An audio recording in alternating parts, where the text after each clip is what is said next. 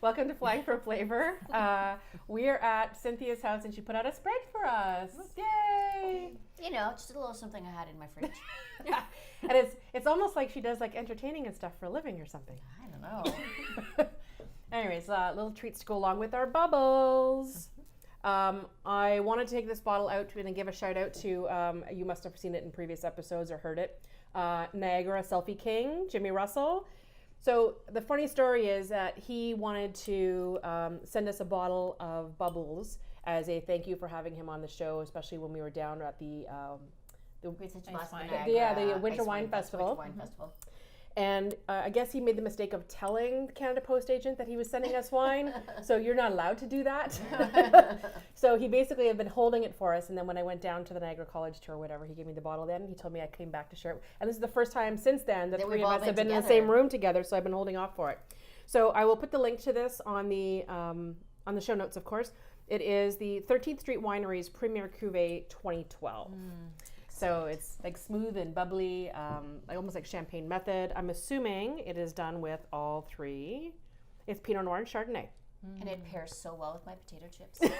She's all about her chips and bubbles. Thank you, Jimmy. Thank you, Jimmy. Cheers. Cheers. We will we'll be seeing you soon. I also have in the corner, if you want to pull them out, stuff. When I was at Huckleberry's last week, for the chocolate show. Picked up some champagne truffles to share with Fun. you guys. Oh, that is nice. So the pink ones are champagne to have with our bubbles, and then these ones I believe are tiramisu. So that we'd have a little bit of truffle with our champagne while we were at it. Okay. So that's how I'm going to close the show. So in the meantime, I want to, especially because you just came back from Cuba, and of course, as much as I've been doing Airbnb a lot, we also still have some hotel stays and everything. And I know as much as I am constantly traveling and should have this down pat, I have to admit that I still get stressed out where I'm going to check out or something and like, do I have any cash to leave the maid? Okay. And I still do that, and I completely admit that I do it.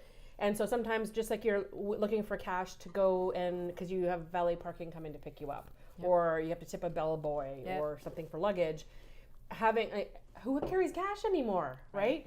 So I'm have to get better, and I'm making myself notes of planning ahead, or I'll.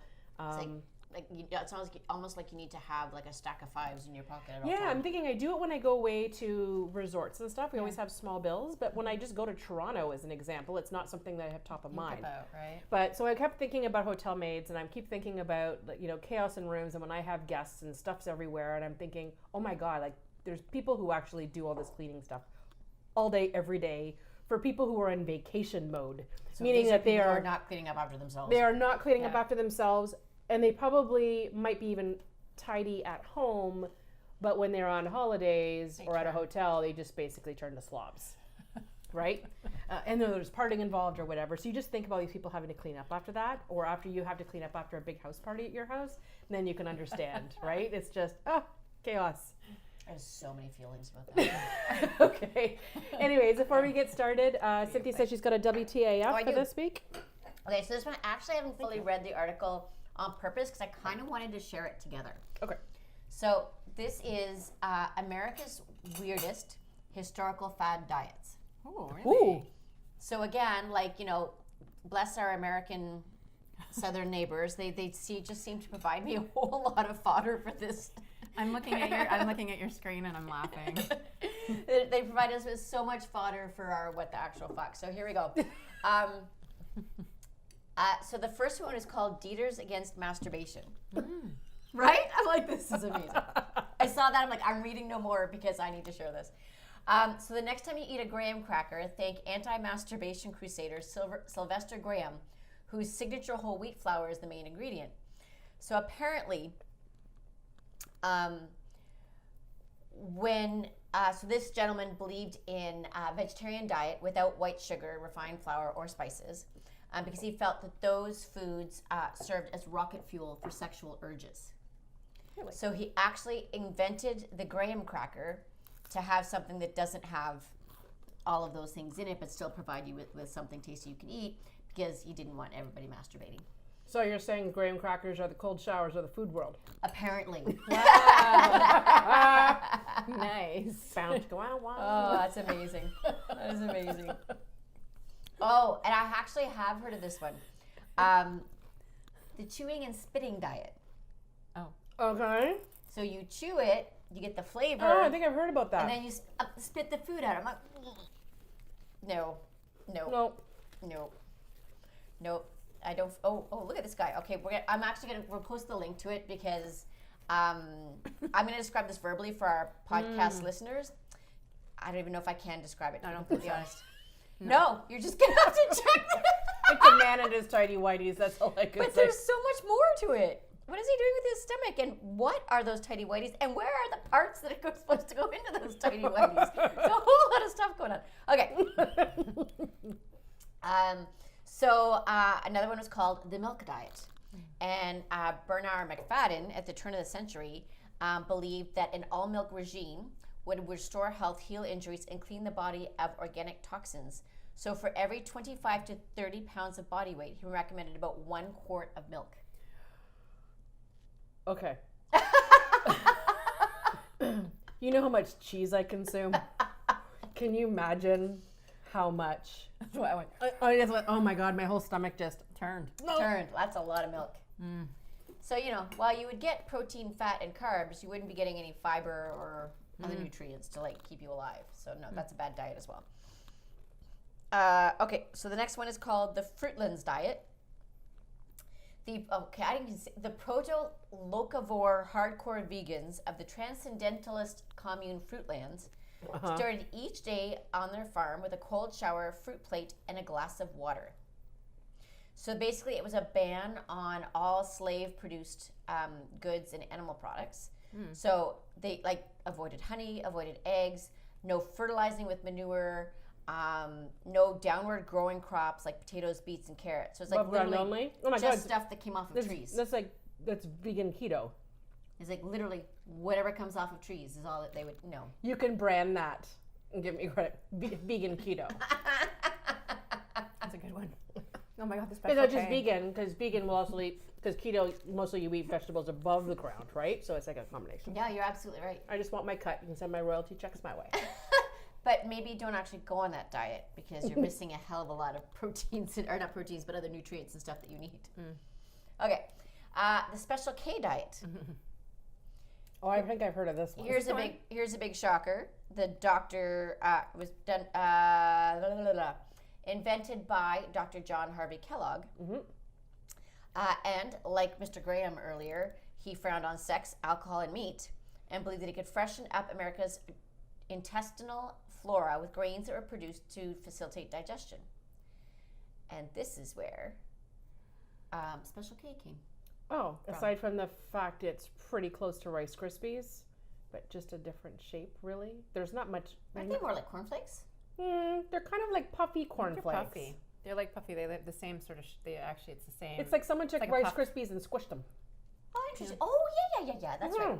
Okay, I see what you're saying. They're like And I tiny think, little. and I also think there's a little bit of sugar and salt in them. So I'm still trying to figure out how this whole healthy thing is. The only way I would eat those as a child is put like half a cup of sugar on them. On them. I watched a really good link if I can find it. So I watch on YouTube. I watched I think it's the Vox channel. There was an entire Vox episode, so it's probably about 10 minutes. But it's about the whole breakfast is the most important meal of the day and how it was actually promoted by companies like Kellogg. I have heard that. Yeah, so it's a really cool kind of tie into that of course, he wants to sell more cereal. All of a sudden he's saying that it's your special diet and it's going to be better for you, right? That's genius. I roll. I roll. Oh, yeah. Sorry. Can't hide my poker face. These corn flakes, as he referred to them, were invented for a dual purpose. Their fibers would sweep guts clean, which is not wrong. I mean, if you do have a higher fiber diet, it does help you to kind of move things along. While the bland flavor was designed to calm overwrought sex drives. What is it with all these doctors around that time that wanted to get rid of our sex drives?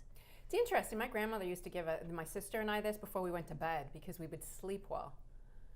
It was like a bedtime snack. Really? Yeah, but I can't. I mean, again, give me a half a cup of sugar. The same with thing. it, Yeah, right? exactly. We used to, but that wouldn't make you sleep better. You would sleep better to start off with, but then you would wake up when you have the insulin crash. Come back up. I know.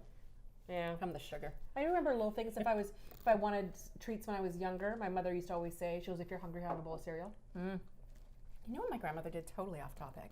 When my sister and I were teething, she used to do the, you guys are going to laugh, you might want to take this out, I don't know, but. Nope. No, definitely not now.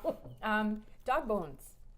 The ones, I can't remember the. Milk bones? Yeah, milk bones. We used to gnaw on milk bones when we were teething. My grandmother would, because they're actually fairly healthy for you.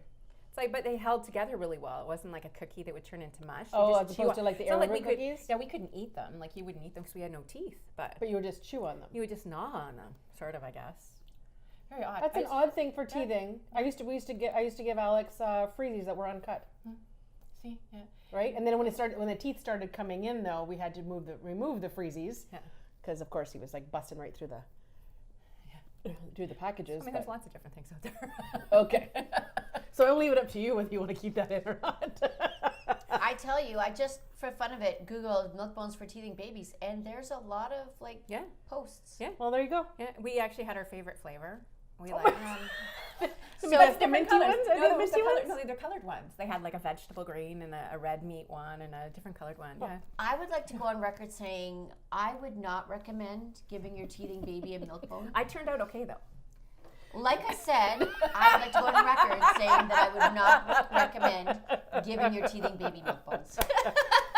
You walked into that one. I know I did. I know, it's all good. I'm waiting for your sister to chime in. Oh yeah. Yeah. She'd be like, what? That's amazing. Okay, so let's go back to our other topic of other more serious topics, hotels. Okay, so I'm going to come up with some myths and stuff that I've heard of and found online that about hotel maids, and then we'll have a little discussion on them and what the actual facts are. So the big one is there are still people out there who think you do not need to tip hotel maids. And again, have you ever tried cleaning up after yourself when you've gone there? It says on average, the stats are, according to TripAdvisor, 31% of guests don't tip at all. They actually admit it. Maids and housekeepers, usually their average income right now is about $21.8 US every year. So I don't know what the comparison would be. $21,800. Yes, at $21. Oh yeah, so $21,800. It's an annual thing. So you figure that's what, 28 or so Canadian. So the recommendation is between $1 and $5 a night, depending on the type of hotel you're staying at. So if you're staying at I don't want to name names, Motel 6, whatever, and you got a maid coming in, if you want to leave $1 or $2 or something like that per night, I think that's fine. Well, as soon as you get up to, the higher end Marriotts and some of the bigger chains, of course, $5 a day is probably a little bit more, because there's usually more things required for them to do. And that, so much as you're paying more for the hotel service, it's not necessarily that the maids are, it's not like the maids are getting paid more necessarily. You can't assume that, right? No. So one of the other things that I've always found, this has to do with my stress, as I mentioned about tipping all the time, is you really shouldn't be tipping every day if you can, because the person who's been taking care of your room for the first couple of nights may have a day off the day you're leaving. So now all of a sudden that you're leaving that 20 and the person who came in and just starting their shift. So you should tip every day. If you tip every day, there's less chance of you missing the person who was actually cleaning your room, and or sometimes they get excited when they see that you've left money for them. So now they're going to do little extra things for you. Absolutely. Like those damn swan things. Oh my gosh. So I have a question about tipping in the hotel. I don't know why. Some people must get really excited about them because everyone knows how to do them. Yeah. I took at one of my inclusive resorts once a long time ago. I took a napkin folding thing and a towel folding thing. So how you can make those things? It's actually really quite easy. It's pretty cool. Can you do a demo for us and put it on the video? I'll try to remember. That would be so awesome. Like a swan. I'll do a swan. I want you to do a swan. Might look a little decapitated, but we'll try our best. I don't care. Right? I think it'll be great. Yeah. Okay. Thank you. No problem.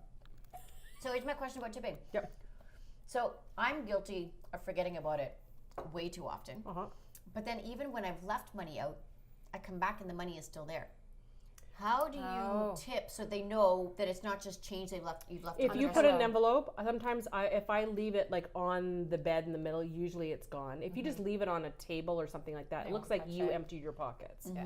So I find like I wouldn't even leave it on a bathroom counter. So every time I've left it on the unmade bed, it's always gone. If you want to be really sure of making sure having little envelopes or cheap envelopes with you that you can put it in the envelope, right? With a thank you on the front or something like that gives them the indication.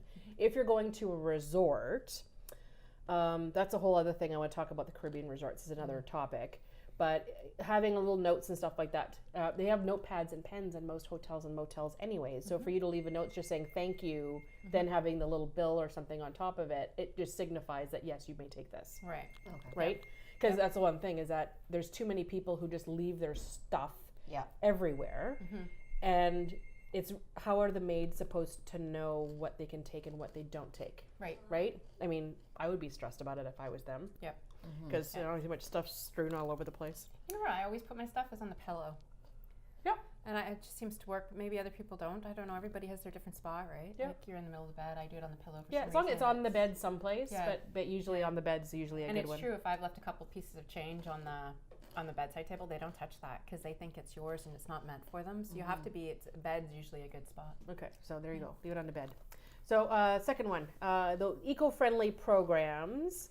So I've heard people comment, you know, those ones, all those signs like, you know, don't waste water and put the hotels here, or make sure you use your towels again, or you can sign up and you get like a free voucher for the bar downstairs if you skip your cleaning services for the day or something like that. So you can, there's people who think that, oh, when they're doing that, it must be easier on the maid, so therefore I don't have to tip them. Right? Because, oh, they're not cleaning my room every day, or they're not doing this and the hotel's not. However, I would like to remind you, what would happen if you didn't clean your room for 3 days? Oh, you Right. should see what my room looks like right now. That door is closed over there on purpose. But it's one of those things that in a hotel, I mean, unless you're one of those really tidy people who are constantly, and not mention you're cleaning your own toilets and everything else, that stuff's just accumulating, and that same maid has to come in and clean, and it's not like she's getting, after the 3 days now, an hour and a half to clean that room. She still has to clean that room in a half an hour. Yeah. Regardless. Yep. Right? So yes, towels are dirtier, bedding's dirtier, there might be more towels used than before, more glasses in the minibar area used. Like there's just more stuff. And then things, of course, just accumulate. It'd be harder to scrub toilets and bathtubs. I remember one maid telling me about how some bathtubs, like there's black rings around it. Right? Well, wait. Like, how does that happen so quick? I don't want. Never actually don't want.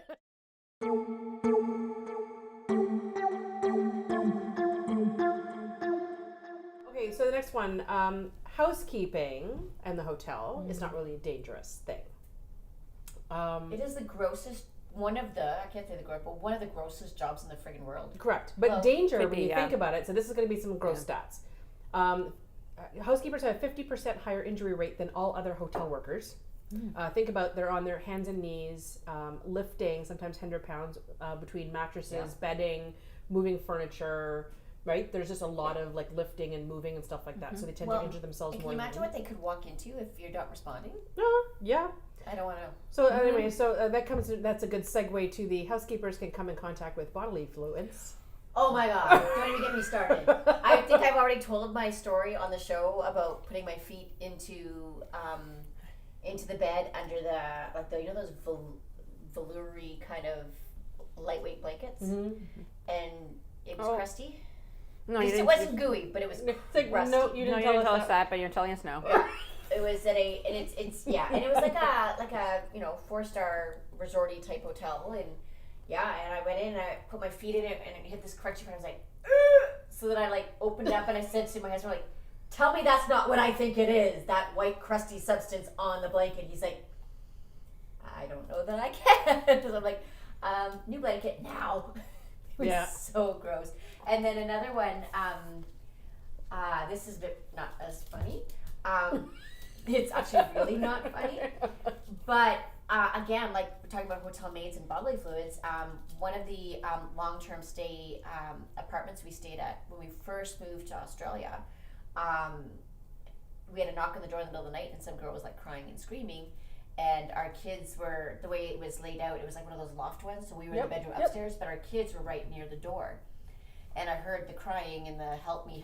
And I turned to my husband, like, our kids are right outside that door. So, like, we need to think about, because my husband's the first to rush in and help. Yes. And I'm like, you do not open that freaking door until you know what's on the other side. Yep. Because our babies are, like, right there. And so he looked, and he didn't see anyone there. but he did see red on the walls.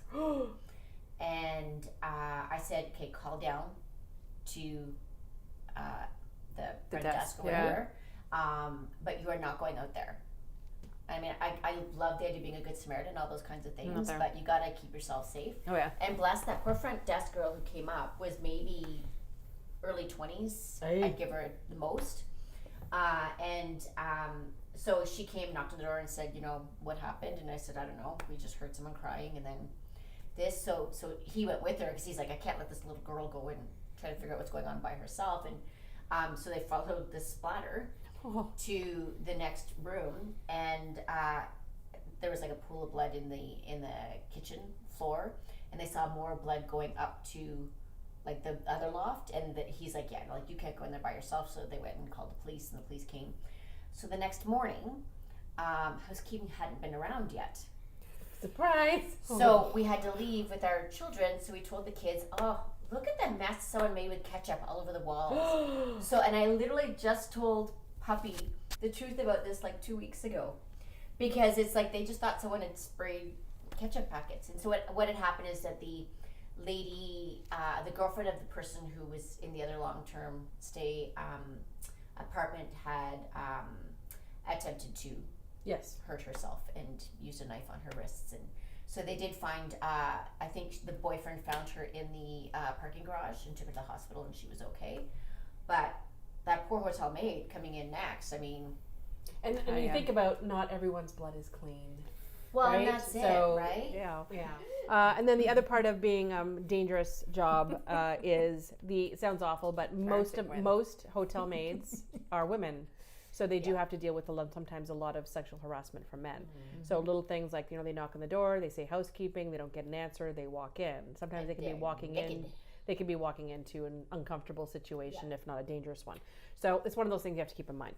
Mm-hmm. Okay, so now we're going to talk, since we're talking about dirt. So number 4, you've seen all kinds of reports on this, talking about how their TV remote control is the dirtiest object in the room and it's never cleaned.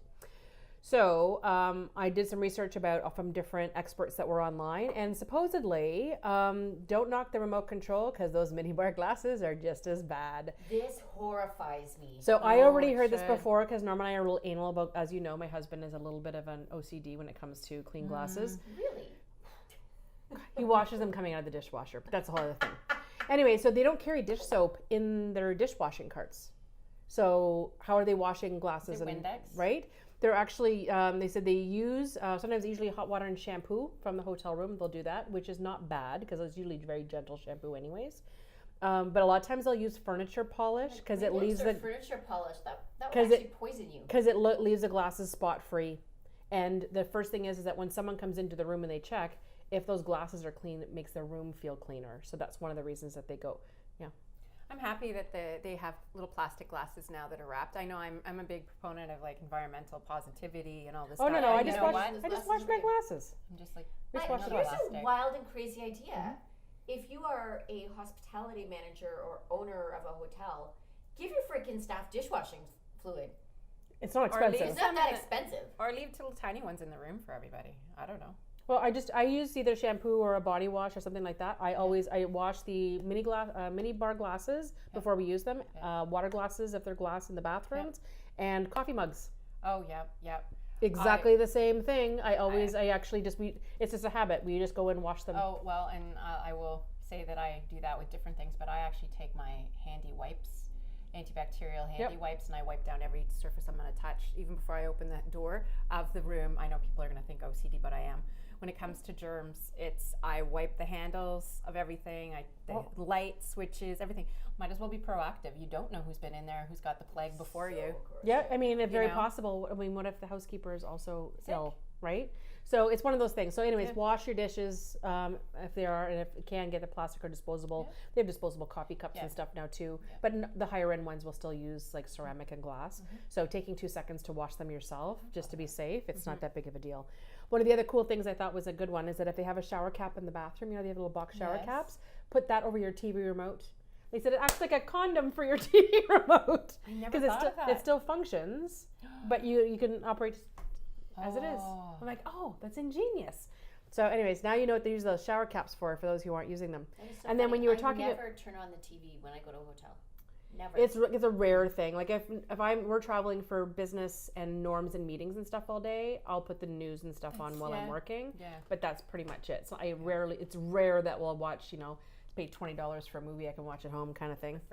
So the other thing that's really disgusting, you had to talk about that bedspread. Things like the bedspread, the decorative things. The bedspread, those throw pillows, that kind of thing, those are rarely washed. So just make sure to put them in the, right? So because most people, just think, when people come in and they're getting ready for bed, they come in, they take the bedspread, they take those throw pillows and they throw them on the floor. So when the maid's doing it, she cleans the bed and everything else, but she puts the same ones from the floor back on top of the bed. So and then she vacuums. So just like, don't sleep cuddling the throw pillow. Don't use the bedspread as your own blanket. Or sit on it naked. Okay. Okay. I'm sure people don't have sex on top of the covers in a hotel. Got it. Okay. Don't get under the covers. Well, that's how a hotel maid episode goes sideways. I can never stay in a hotel again after this show. And I've got to stay in 2 in the next 2 weeks. Okay, I would have closed. Okay, so let's finish this off with a positive one. And this has to do with the very first time I used to go on all-inclusive getaways with my hubby.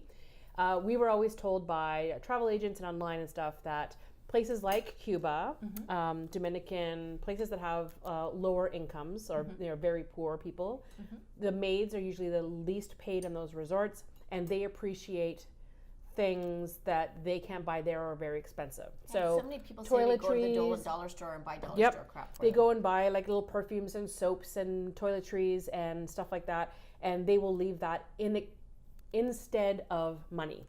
I am sure at some point there was probably good use for that. So back in the day when Cuba was really, really regimented and they weren't allowed anything to coming on the island, cost of living was a lot different, maybe 15, 20 years ago. They still appreciate money, so don't get me wrong.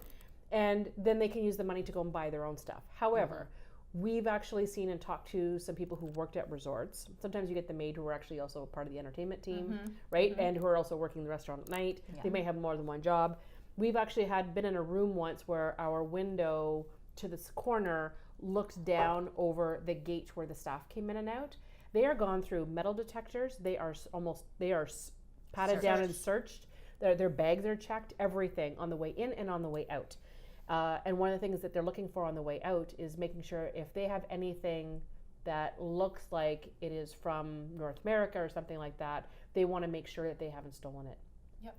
So we were actually told sometimes we would gift things to somebody that was there. Like Norm would bring extra baseball hats he would get as prizes, because one thing, of course, in the heat, like for them to find hats is rare, right? So he'd bring extra hats and things like that. And they would actually tell us, can you write down your name and your room number on the paper so I can prove that you gave this to me?